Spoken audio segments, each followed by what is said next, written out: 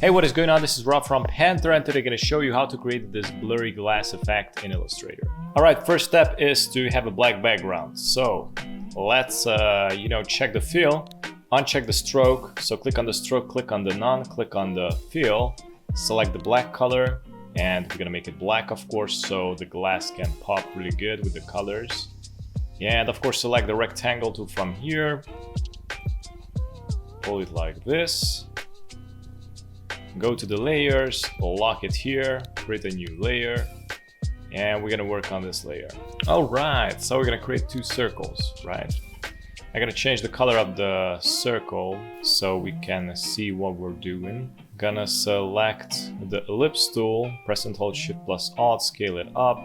And we're gonna create another one, scale it down, I don't know.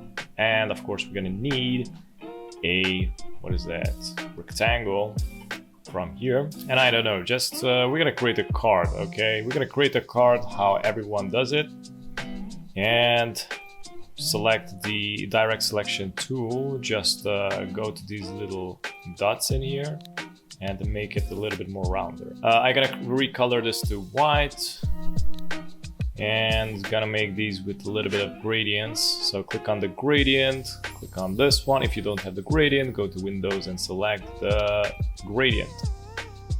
Okay, just double click on these little circles, select the color, go here. I'm gonna go with orange.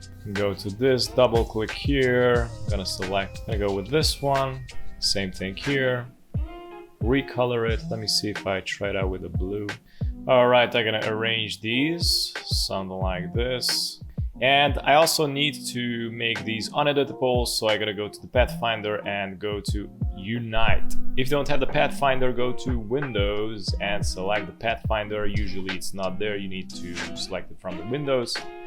Okay, select them all, press Ctrl C and then Ctrl F. This way it's going to create a new copy, or you can go and press Ctrl C and go to the edit and paste in front. It basically does the same thing. From here, let's create from these some blurry effects. Just select this, press and hold Shift and press this also, so you selected both. Go to effects, go to blur, select Gaussian blur, and I don't know. So if you increase it too much, you're gonna see these lines, because it's Illustrator, of course. So I'm gonna decrease it until the line is going to disappear. Click OK.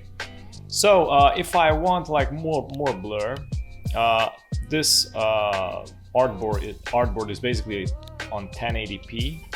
And what I'm gonna do is select all the shapes in here, press and hold Shift plus Alt, and scale it down. If you scale it down, the blur is going to be bigger, but without these lines in there. You can see this is the blur. If I scale it down more, it's gonna be more blurry. So anyways, let's select the blurry orange, press and hold Shift, click on the card, and then click on this one also. Right click, make clipping mask. So here we have the blur. Now we got this white background. We're gonna recolor this as black. If you select this, by the way, this is the blurry part. I'm gonna add some texture to it. So go to Effects, go to Texture, and go to Grain. We're gonna add some grain. So intensity for me is on 13, but I might decrease it a little. I don't know, 11 is pretty good. So I'm gonna go to this black background, press Ctrl C, Ctrl F again, or go to Edit, paste in front. And what we're gonna do is right click and arrange, bring to front. So this way the shape is gonna be on the front. Go to the gradients and let's apply a white color. So double click on this, select the white, double click on this, select the white, and here's the opacity, decrease the opacity to 0.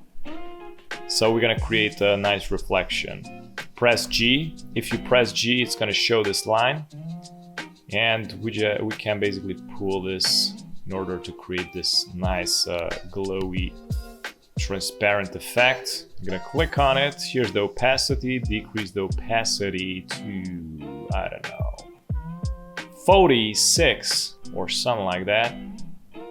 So the blurs start to come together.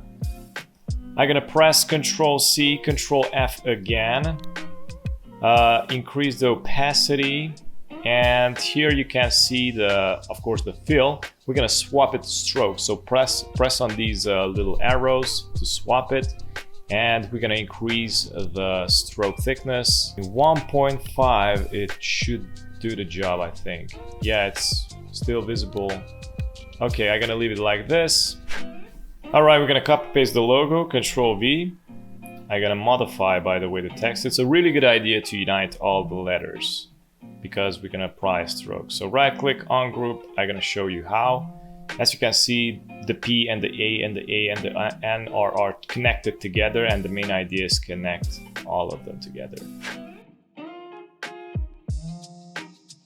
So now everything is connected together. I'm gonna select them all, click on Unite from the Pathfinder. Okay, you got some unnecessary anchor points, but it's for the sake of testing. Press and hold Shift plus Alt, scale it down, go here. Select the eyedropper tool or press I. Here's the eyedropper tool. And copy the stroke from here. I'm also thinking to put the stroke on outside, so it's right here in the center. I'm gonna align the stroke outside. As you can see, this part starts to fade away. Press and hold Control C, Control F, and then we're gonna go to the stroke. Click here on the stroke first, so it's gonna be on the top. Go to the gradient and swap it. Reverse gradient. So it's gonna be here. And we're going to decrease the opacity to somewhere around 18. So it's going to be a little bit visible, but not too visible. And same thing should go here on this one. So press and hold Control C, Control F, switch it, decrease the opacity. So it's going to look something like this. And basically this is it. Thank you so much for watching, and if you're new on the channel, don't forget to subscribe and hit the notification bell so you get notified with daily updates, and also check out the videos at the end of this video, and you know, have a great day. Bye bye.